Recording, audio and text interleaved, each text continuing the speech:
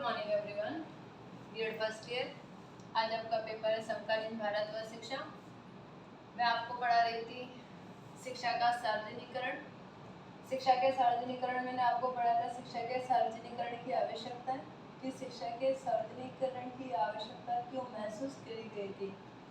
राजनीतिक जागरूकता के लिए, स्वयं के विकास के लिए, व्यक्ति के विकास के लिए, दैनिक जीवन की आवश्यकताओं की पूर्ति के लिए, साक्षरता के प्रचार प्रसार के लिए, ऐसी बहुत सारी आवश्यकताएं थी जिनके लिए शिक्षा के सार्वजनिकरण की आवश्यकता को महसूस किया गया था। आज मैं आपको पढ़ाऊंगी भारतीय संविधान में शिक्षा का सार्वजनिकरण कि भारतीय संविधान में शिक्षा का सार्वजनिकरण किस आधार पर किया गया है। संविधान की धारा 45 के अंतर्गत शिक्षा को निःशुल्क और अनिवार्य रूप से 10 वर्ष से या हम ये कह सकते हैं 14 वर्ष की समाप्ति से तक या 14 वर्ष की समाप्ति से पहले तक सभी बालक बालिकाओं को निःशुल्क व अनिवार्य शिक्षा विद्यालयों में दी जाए। उनसे उस शिक्षा के लिए या उस हम ये कह सकते हैं पढ़ाई के लिए 1 रुपया भी खर्च नहीं करना पड़े। उनको किताबें मुफ्त मिले, खाना भी आजकल मुफ्त मिलता है। मिड डे मील जो चलती है विद्यालयों में, उसके कारण से यूनिफॉर्म मिलती है उनको पहनने के लिए विद्यालय की, कि उनको बाहर से पैसे खर्च करके यूनिफॉर्म भी नहीं लानी पड़े विद्यालयों के विद्यालय आने के लिए। हम ये कह सकते हैं उनको विद्यालय में बैठे बैठे पाठ्य पुस्तकें उपलब्ध हो जाती है। उनको सिर्फ ये है कि उनको विद्यालय तक जाना है, या हम ये कह सकते हैं कि किस तरीके से अभिभावकों को जागरूक करा जाए कि वह अपने बालक बालिकाओं को विद्यालय तक भेजें और उनको शिक्षा प्राप्त करवाएं या शिक्षा ग्रहण करवाएं। इसी कारण से संविधान की धारा 45 में निःशुल्क और अनिवार्य शिक्षा का प्रावधान रखा गया है। संपूर्ण भारत देश में ही ये बात रखी गई है।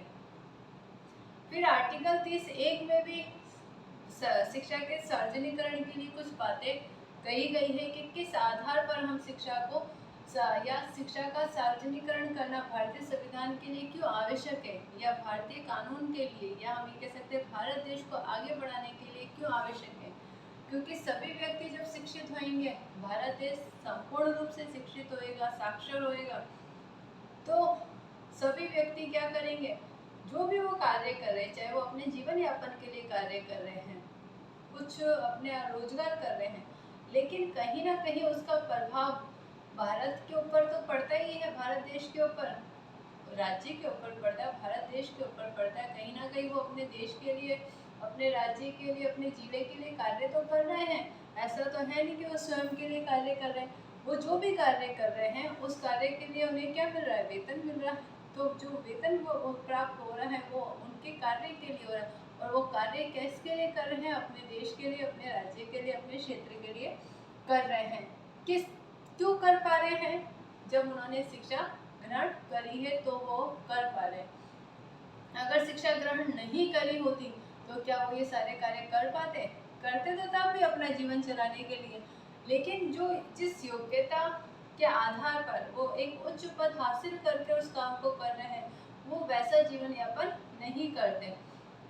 कोई भी मजदूरी करके वो अपना जीवन यापन या अपना गुजारा चला सकते थे, लेकिन शिक्षा के माध्यम से उन्होंने अपने जीवन को ऊंचा उठाने में शिक्षा ने क्या करी है, मदद करी है। हम ये कहते हैं ना ये काम नहीं हो रहा है, या इसको हम कैसे करें, क्या करें, हमें समझ में नहीं आ रहा है, तो सभी समस्याओं का हम ये कह सकते हैं, सभी समस्याओं का समाधान क्या होती है, शिक्षा होती है, जिसके आधार पर ही, क्योंकि शिक्षा, या हम ये कह सकते हैं शिक्षा ही या विद्या ही एक ऐसी वस्तु है या एक ऐसी जो हम ये कह सकते हैं चीज़ है जो हमसे कोई भी छीन नहीं सकता है। क्योंकि हमारे सर्टिफिकेट तो हमारे ही होंगे, किसी और व्यक्ति के तो नहीं हो सकते, या किसी और व्यक्ति के तो वो सर्टिफिकेट काम नहीं आ सकते। हमारी एजुकेशन क्या किसी और के काम आ सकती है, नहीं आ सकती है। हम पढ़ते हैं तो किसके लिए पढ़ रहे हैं, स्वयं के लिए पढ़ रहे हैं, स्वयं को आगे बढ़ाने के लिए पढ़ रहे हैं, स्वयं को राज्य में या समाज में कुछ पद पर देखना चाहते हैं, स्वयं अपने आप को इसलिए हम पढ़ रहे हैं, हम किसी और के लिए नहीं पढ़ते हैं। जब भी अगर हम शिक्षा ग्रहण कर रहे हैं तो हम किसी और के लिए शिक्षा ग्रहण नहीं करते हैं, हम हमारे स्वयं के लिए वो शिक्षा ग्रहण करते हैं। हम हमारा स्वयं का जीवन एक अच्छा बनाना चाहते हैं, सारी सुविधाएं हम क्या करें, सारी सुविधाओं का हम सुख प्राप्त करें, ऐसा जीवन हम चाहते हैं। इसलिए हम शिक्षा ग्रहण कर रहे हैं और शिक्षा ग्रहण करके हमें इस तरीके से इस ऊंचे पदों पर हासिल करना है, या हम ये कह सकते हैं एक ऐसा रोजगार प्राप्त करना है जिससे हम ज़्यादा से ज़्यादा पैसा कमा सकें। ये हमारे दिमाग में थिंकिंग चलती है, इसलिए हम शिक्षा ग्रहण करते हैं। हम किसी और व्यक्ति के लिए शिक्षा ग्रहण नहीं करते। हमसे हम ये कह सकते हैं कि हमसे हमारा धन छीना जा सकता है, हमसे हमारी क्या कह सकते हैं कि जो हमारे पास में जमीन जायदाद है वो छीनी जा सकती है, लेकिन हमारी शिक्षा हमसे कोई भी व्यक्ति नहीं छीन सकता है। इसलिए ही सभी व्यक्तियों को शिक्षित करने के लिए, साक्षर बनाने के लिए भारतीय संविधान में धारा 45 को जोड़ा गया कि 14 वर्ष तक के बालक को प्राइमरी लेवल की शिक्षा जरूर प्रदान करनी चाहिए। और आर्टिकल 30 में भी शिक्षा के सार्वजनिकरण के लिए कुछ बातें रखी गई थी। आर्टिकल 30(1) संविधान की धारा तो है, संविधान की धारा 45 में निःशुल्क व अनिवार्य शिक्षा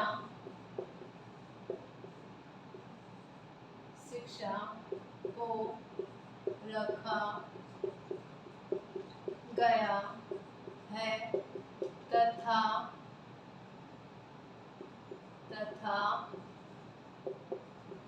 आर्टिकल 30(1) में भी शिक्षा के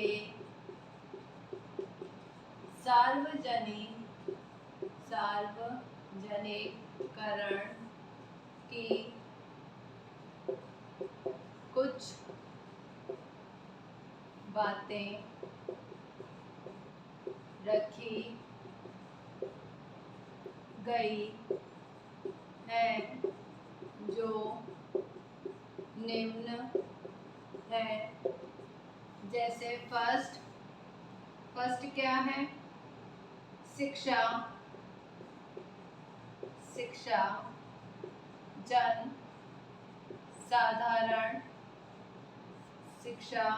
जन साधारण को सुलभ कराना। दूसरा है व्यक्ति के जीवन को उन्नत बनाना। पहला तो क्या है? जन साधारण को सुलभ कराना। क्या सुलभ कराना? शिक्षा। इसलिए तो शिक्षा को निःशुल्क और अनिवार्य कर दिया गया। फिर व्यक्ति के जीवन को उन्नत बनाना। व्यक्ति का जीवन उन्नत कैसे बनेगा? शिक्षा के द्वारा ही व्यक्ति का जीवन उन्नत बन सकता है। थर्ड पॉइंट है, क्योंकि व्यक्ति शिक्षित होएगा तो वो कहीं पे भी रोजगार प्राप्त कर सकता है। शिक्षित नहीं है तो उसको ना चाहते हुए भी क्या करनी पड़ेगी? मजदूरी करनी पड़ेगी। जब वो मजदूरी करता है तो क्या है, वो कुछ हम ये कह सकते हैं कुछ निश्चित पैसे ही कमा सकता है, लेकिन शिक्षा के माध्यम से वो निश्चित नहीं पैसे नहीं कमाएगा, ज़्यादा से ज़्यादा कमाएगा। थर्ड पॉइंट है, ऐसे बालक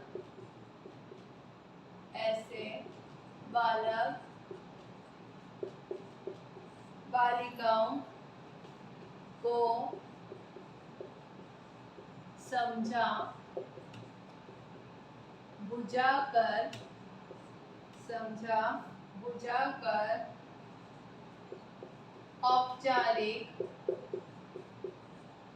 औपचारिक शिक्षा केंद्र तक लाना लाना जो परिस्थितिवश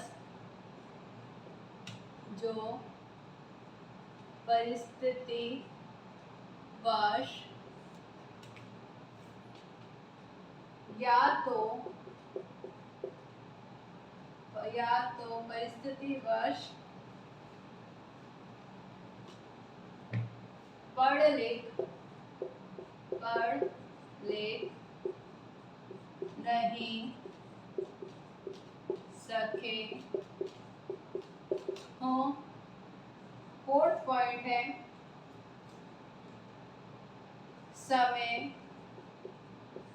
समय व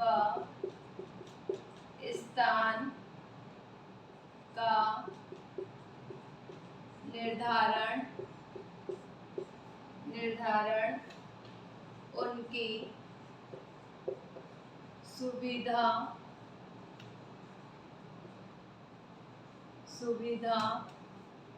के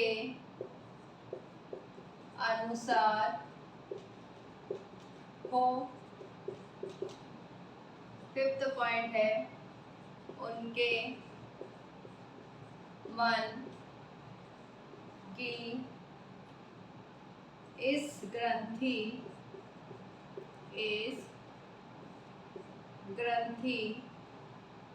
को समाप्त किया जाए कि वह छोटे बालक बालिकाओं के समान ही शिक्षा प्राप्त कर सकते हैं। थर्ड पॉइंट है ऐसे बालक बालिकाएं को समझा बुझाकर औपचारिक शिक्षा केंद्र तक लाना जो परिस्थितिवश पढ़ लिख नहीं सके हो या किसी हम ये कह सकते हैं कारणवश उन्होंने अपनी शिक्षा को छोड़ दिया हो। घर की कुछ ऐसी परिस्थितियां आ गई हो जिससे वो शिक्षा को आगे कंटिन्यू नहीं कर पाए हो, इसलिए शिक्षा के औपचारिक केंद्रों पर जो नाइट क्लासेस चलती है उसमें वो व्यक्ति आ सके और अपनी शिक्षा को पूर्ण कर सके। तो ऐसे औपचारिक केंद्रों तक बालक बालिकाओं को लाने के लिए भी हमें कार्य को करना होगा, तभी सभी को हम शिक्षित कर सकते हैं। क्योंकि हम ये तो नहीं कह सकते कि 25 साल का या 20 साल का बालक हम ये कह सकते हैं कि विद्यालय में आके बैठेगा क्या, नहीं बैठ सकता है। जब जो बालक की एज हम ये कह सकते हैं कॉलेज लाइफ की हो चुकी है या 30-35 वर्ष का व्यक्ति है, वो विद्यालय में नहीं आएगा, उसको माता गाने में शर्म आएगी, वो छोटे बच्चों के साथ नहीं बैठ पाएगा। इसलिए शिक्षा के ऐसे औपचारिक केंद्र खोले जाए जिससे जहाँ पर जाकर वो अपनी सुविधा के अनुसार समय और स्थान का निर्धारण किसके आधार पर किया जाए, उनकी सुविधा के अनुसार हो, उसके आधार पर वो शिक्षा को प्राप्त कर सके। उनके मन की जो ये ग्रंथि है कि उसको समाप्त किया जाए कि वो छोटे बालक बालिकाओं से कम है, उनके समान नहीं है, वो शिक्षा ग्रहण नहीं कर सकते हैं। ये जो उनके दिमाग में एक बात चलती रहती है कि हमारी एक एज हो गई है इसलिए हम पढ़ नहीं सकते हैं, ये जो धारणा है इसको खत्म करा जाए, इसको समाप्त करा जाए तो हम शिक्षा के सार्वजनिकरण की बात कर सकते हैं या शिक्षा सभी व्यक्तियों को उपलब्ध करा सकते हैं। लेकिन इन सारी ही समस्याओं को दूर करने के लिए उनको समझाना, उनको उस जगह तक लाना अनिवार्य है, तो ही हम समझा पाएंगे। अगर व्यक्ति आएगा ही नहीं तो किसको समझाओगे, क्या समझा सकते हैं, नहीं समझा सकते हैं।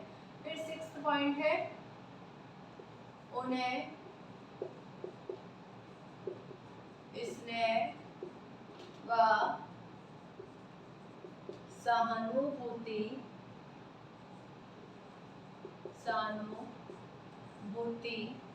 की आवश्यकता है, जिससे जिससे उनकी मानसिक स्थिति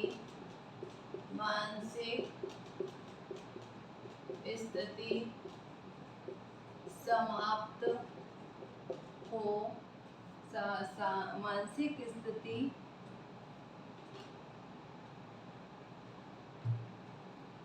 नकारात्मक नहीं बन पाए। फिर 7 पॉइंट है, दिन भर के थके व्यक्तियों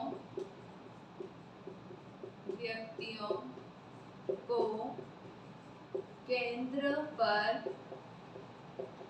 पढ़ाने के लिए रुचिकर वातावरण सृजित किया जाए। फिर 8 पॉइंट है, रोजी रोटी या व्यवसाय हेतु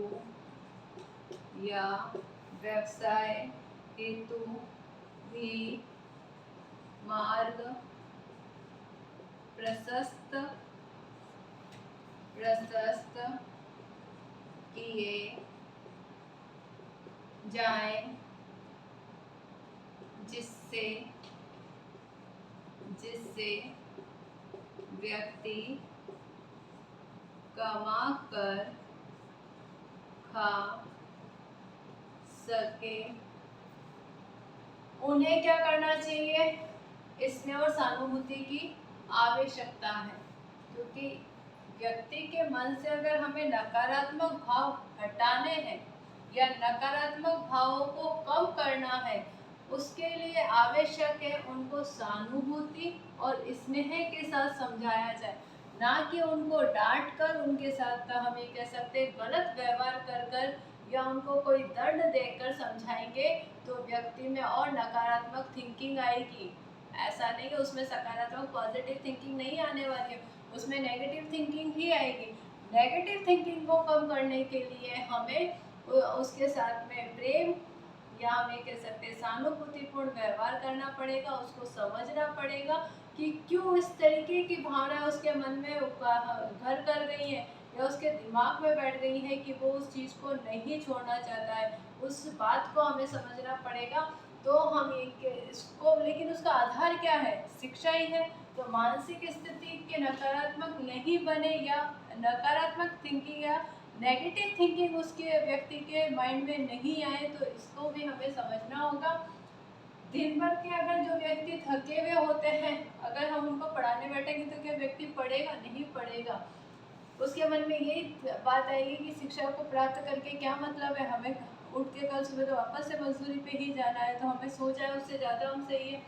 तो थके हुए व्यक्तियों को केंद्र पर पढ़ाने के लिए हमें रुचिपूर्ण वातावरण सृजित करना पड़ेगा। रुचिपूर्ण वातावरण नहीं होगा, ये तो चलो इस जगह की बात है, औपचारिक केंद्रों की बात है। अगर विद्यालय के कक्ष में भी अगर अध्यापक एक रुचिपूर्ण वातावरण उत्पन्न नहीं करता है विद्यार्थियों के सामने, तो विद्यार्थी अध्यापक की शिक्षा प्रणाली में या शिक्षण विधि में रुचि नहीं लेगा, उसको कुछ समझ में नहीं आने वाला है। वो या तो हम ये कह सकते हैं कि आपस में बात करते रहेंगे, मस्ती करते रहेंगे, कक्षा जो अध्यापक का शिक्षण है वो भी प्रभावशाली नहीं होगा। रोजी रोटी या व्यवसाय हेतु भी मार्ग को या हम ये कह सकते हैं सुविधाएं हमें उपलब्ध करानी चाहिए या ऐसी बातें बतानी चाहिए जिससे व्यक्ति आत्मनिर्भर बन सके और कमाकर खा सके। आत्मनिर्भर बनेगा, अपनी जिम्मेदारी को समझेगा, तो शिक्षा को भी वो क्या कर रहा है? शिक्षा को ग्रहण कर रहा है, शिक्षित हो रहा है और अपने रिस्पॉन्सिबिलिटी को वो समझने की कोशिश या समझता है। फिर इसमें है लास्ट पॉइंट, 9th पॉइंट है। 9th पॉइंट है साक्षरता द्वारा ग्रामीण जीवन की संस्कृति तथा सामाजिक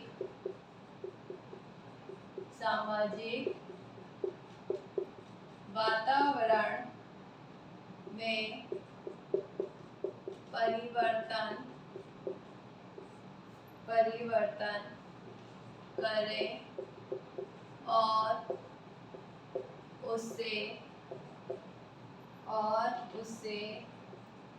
अनुकूल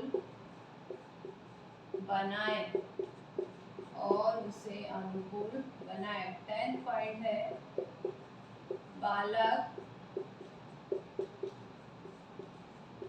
बालिकाएं अपने पर्यावरण को समझ सके, स्वास्थ्य और स्वच्छता के प्रति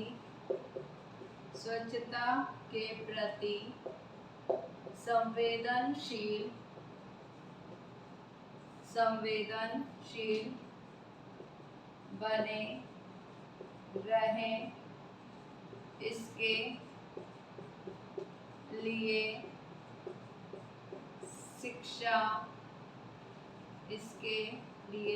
शिक्षा आवश्यक है।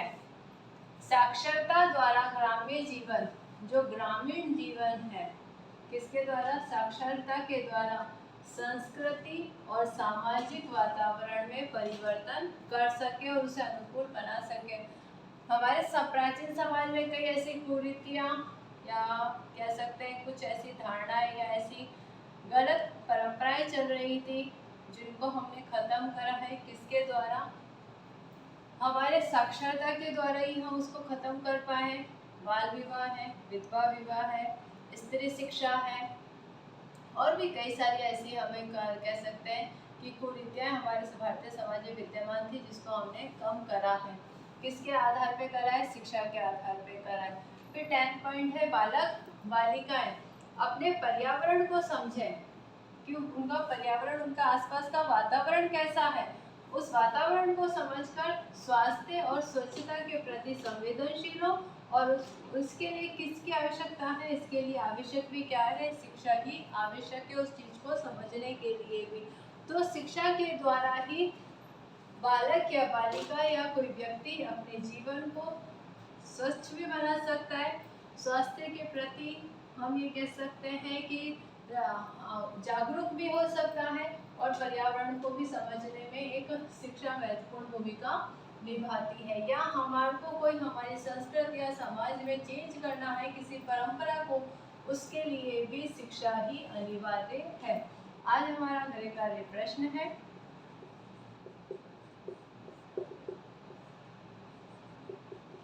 भारतीय संविधान में शिक्षा के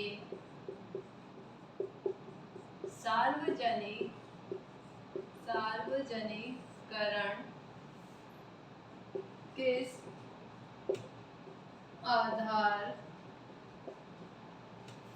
आधार पर किया गया है, स्पष्ट कीजिए।